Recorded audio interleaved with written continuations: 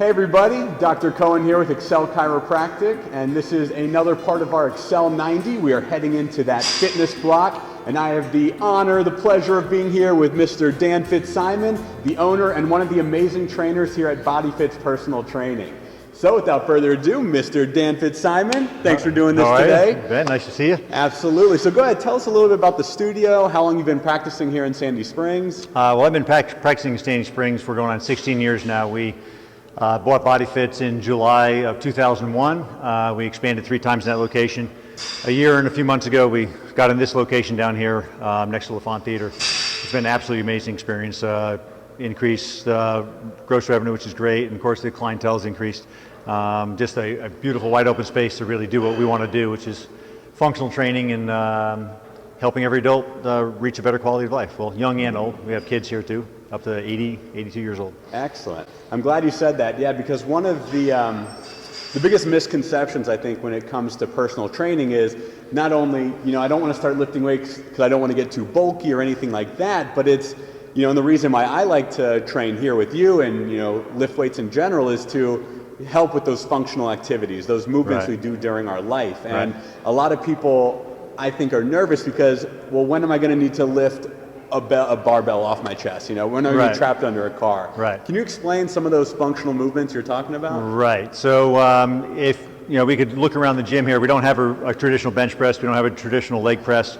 Those are kind of antiquated moves. I mean, the bench press was developed for the NFL Combine. And quite frankly, even in the NFL, if you're on your back trying to lift up 300 pounds, you've already lost. So really, we don't believe in, max weight for chest press or anything like that.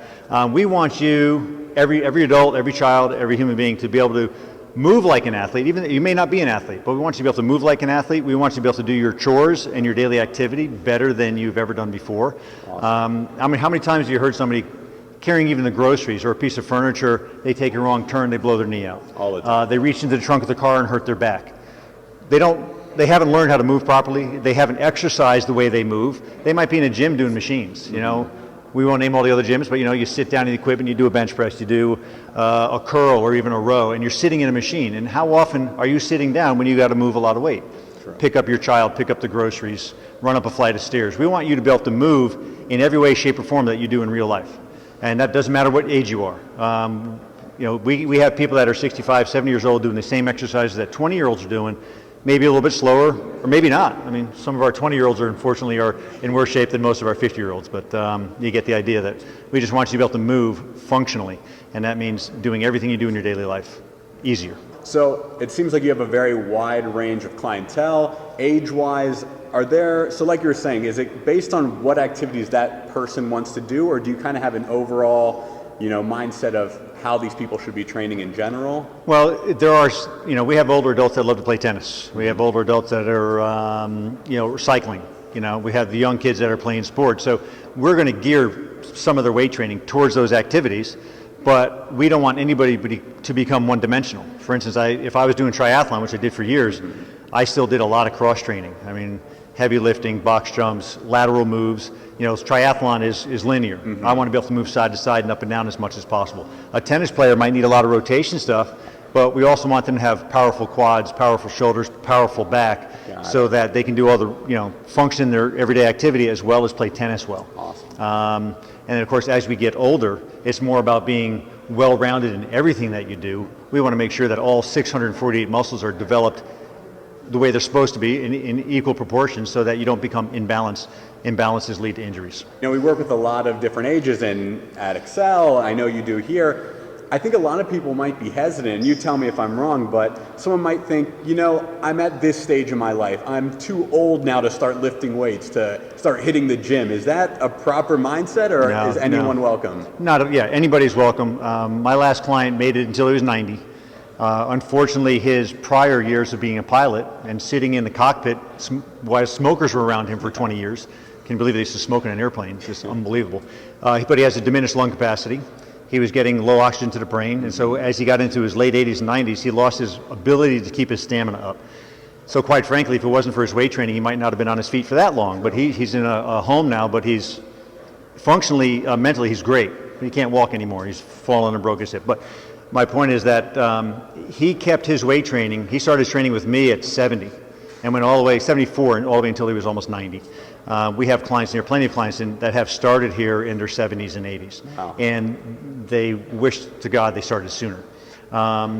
It's been proven for years now that across this country, across the world, that people have been throwing away their crutches and throwing away their walkers, starting exercise programs in convalescent homes, in rehab centers in their 70s and 80s. It's absolutely essential that you start strength training as soon as possible. Your legs are the key to your independence, and we want to have strong legs. We want to have a strong whole body, but core, legs equals good balance, mobility. And so as soon as you lose the ability to use your legs, you lose your independence. Next thing you know, you're dependent on somebody else, you're in a wheelchair, and I don't know anybody who's looking forward to that. So the sooner you start weight training, the longer you can put that off. You were just talking about, when you said which muscles, which groups you're working on, you didn't say we're going to get these people the best biceps and pecs you've ever seen. Right. I mean, and that's a lot of times you see that at the gym, and it can be daunting to go in when you see these massive guys pumping out iron. But with me and with chiropractic, it's all about the posterior. It's all about the back, keeping things in alignment. Do you focus on more of that functional, full rounded? Yes. I mean, without a doubt, you can start with the fact that we actually do 2 back exercises for every posterior or anterior or chest exercise. Awesome. Because so much of our work is in front of us. Our iPhones, our iPads, our steering wheel, our books, whatever we do is in front of us when we become kyphotic. So, we work on this all the time. I work on my posture with my clients all the time. So we do a spinal bracing sequence. We work on the breathing. We work on the position of the head that you talk about a lot. I mean, all this forward weight puts so much pressure on that low back and that neck. So we know that in here. We're really, I'll be walking by my clients all the time. I'm like, hello, posture, touch that chin back and work on that. So one of the things that we start doing from the get-go, we like to teach people to call the spinal bracing sequence. And before you tighten anything up, before you think about bracing, you got to think about your breath. So many people breathe inappropriately. So, and my wife is she basically has a PhD in this right now, and she reminds me all the time how important it is. When you tell a woman to hold her core tight, in years past, it would be suck in your stomach, lift up your chest and shoulders back, okay? Which accentuates the arch in the back, which is no good, opens up the rib cage, and it's an improper breathing technique. So, especially ladies, but everybody, when you breathe, it's a belly breath, so the chest shouldn't rise. So, inhale, stomach goes out, exhale. The diaphragm should come in, the transversus should come in and hold the stomach tight. We shouldn't be crunching down, we shouldn't be lifting the head and chest up. So it's just a subtle tightness of the abdominals. But if we start with the breathing, belly breath, exhale, and as you exhale, feel your stomach tighten up a little bit. The other thing I want people to do is no matter where you start, whatever activity you're doing, I want you to think about getting your feet shoulder width apart, toes straight ahead, and tighten up your buttocks a little bit, okay? Your gluteus maximus. Just give it a little bit of tension. We're not talking about tucking under. All right, we're talking about giving tension. And as soon as you give that tension there, you're going to feel your abdominals get a little bit tighter. So what happens is I squeeze my butt, my pelvis levels out a little bit. All right, now we're not looking, this would be tuck under, that's no good. We still want that natural arch in our back. This is a lot of people stand here with their stomach out and their butt sticking out. We got a big arch. They'll stand on one leg, they get really sloppy, or they'll punch over. So again, with the belly breath, make sure you're breathing correctly. You're going to inhale through the belly, exhale, tighten up the stomach. Now, squeeze the glutes real tight. Just bunch them up. Do not tuck under, just tighten them up. And you're going to feel your abs get tight at the same time. So we started that core tightening area. Now, let's get those shoulders back a little bit. We don't have to get them up. We don't have to stick our chest out. We're still holding our stomach 20% tight, 30% tight. Now think about the feet. As you squeeze your glutes, you're going to feel your feet screw into the ground. They feel like they want to press outward, externally rotate. So we're loading our quads, we're loading our glutes, our abs are tight, our shoulders are back. Now if you put your shoulders back and hold everything fairly tight, your palms turn out. And if you look at every anatomical chart in a doctor's office, you're going to see a guy with no skin on, like this, with his palms out. That's your correct anatomical position. And that's pretty much how we should stand. If you look at bodybuilders, they look a little, like they're walking around arrogant. They got perfect posture, been training for years to have that posture. A little over-exaggerated, because too much muscle mass, but that's basically what we're looking for. So breathing appropriately is the key. Belly breaths, exhale, squeeze, hold the stomach tight. Do not suck in, do not lift up the chest, just hold it tight. So that's the spinal bracing sequence. So if you prepare yourself in everything you do, you kind of like, okay, I got to get the groceries now. Don't just lean over haphazardly and grab the groceries. Okay, think about making the stomach tight and then lean in. Everything's going to feel great. You're going to feel so much stronger in that move. Absolutely. Even if you are doing, in the gym, you like to do bicep curls, or if you're doing an overhead press, we start with that process. Everything we do, even if you're in split stance and we hold everything tight, everything moves a whole lot easier. There's far less chance of injury when we're properly braced. That's awesome. And one thing that drives me crazy is sometimes, and you may see this, but you spend Not in here. We don't see anything wrong in that's here. what I'm saying. It's perfect here. But you spend so much time, and someone will get in here and they'll do a perfect squat, and then you're absolutely right. They go to pick up their kid and they do this. Yes, and right. it drives. I'm like, no, like do Right. everything properly. Be Right. it normal activities outside, your workouts, Right. and I think that's the perfect place to start. Is if you can focus every activity to start with proper bracing, proper breathing, you're going to eliminate probably 75% of the injuries out there. Well, and the other thing is that basically our joints are meant to last 110 years, some people say. Yep. But every time you do an improper movement, and you do that, and you learn that improper movement, you do it for years upon years upon years, it wears out faster. And then one day, boom. There's that story about the tree leaning, out in the woods, and a beaver comes by and gnaws at it for months on end, and then one day the wind blows and knocks it over. Did the beaver cause the problem, or did the wind cause the problem?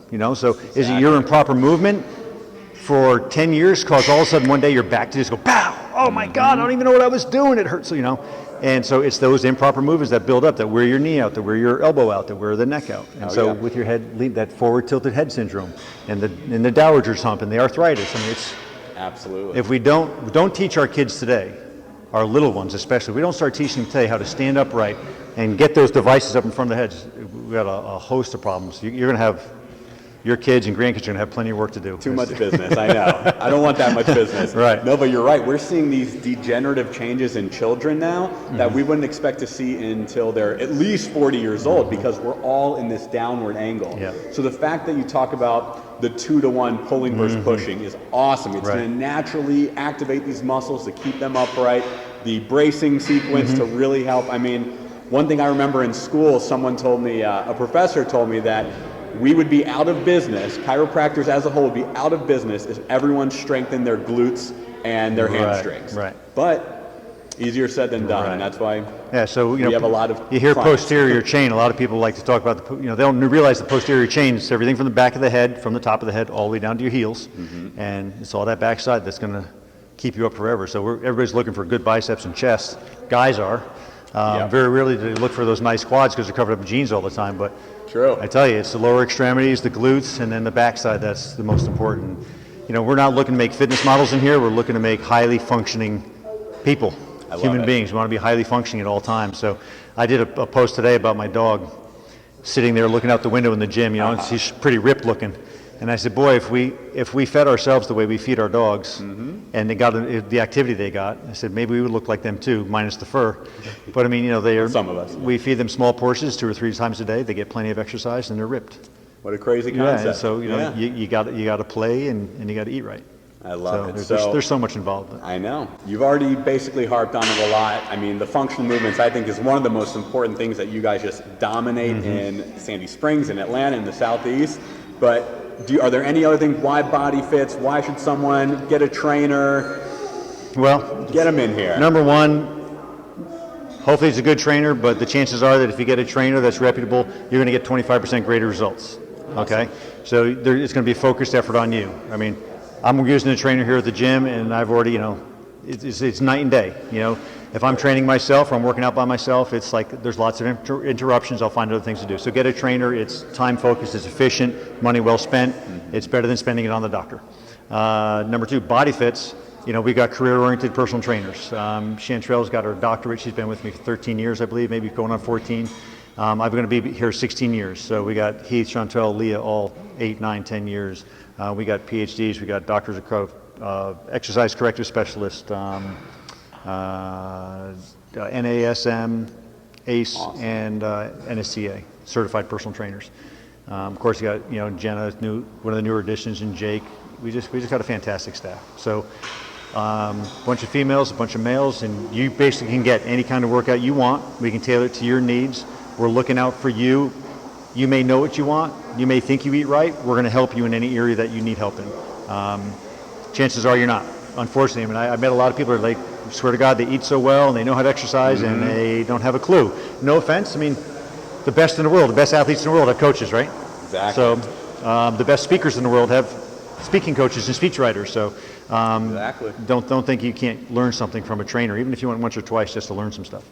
And then Of course, this beautiful facility. Of course. We got 5,000 square feet. Got the nicest bathrooms in the city, if that matters to anybody. They're nicer than my house. And we got a wonderful cleaning staff. This place is impeccable. I absolutely love this space. We had a great friend, an interior designer, Cynthia Hendon, that just went to town on it. And it's just brings a smile on my face every time I walk in here. So hopefully it will bring a smile on all of our clients' face when they walk in. I think that's great. And I personally have been working out here for 2 years. I hope you can tell. If you can't, then I've just started working out here yesterday. Whatever works better. But I can personally say that one thing that has drawn me into BodyFitz, and Dan especially, are those functional movements. I didn't come in here because I want to be competing in a bodybuilding contest. He has made me better at every aspect of my life, be it chiropractic, lifting up the groceries, whatever it is. I'm able to do better, more efficiently because of the things I've learned here. So if you think that weight training is not for you, if maybe we'll wait 5-10 years, stop waiting, stop putting it off. Call today. We have a great special. If you're with Excel, you can get your body composition checked out, a free assessment, and just really get in here and see how much better your life could be with regular weight training. So Dan, thank you so much. Thank you very much. Appreciate it. Love being here at BodyFitz. Guys, again, this is Dr. Cohen from Excel Chiropractic with Dan FitzSimons, the owner and one of the trainers here at BodyFitz Personal Training. And this has been another edition to Excel 90. Thanks, guys. Have a good one. Thank you.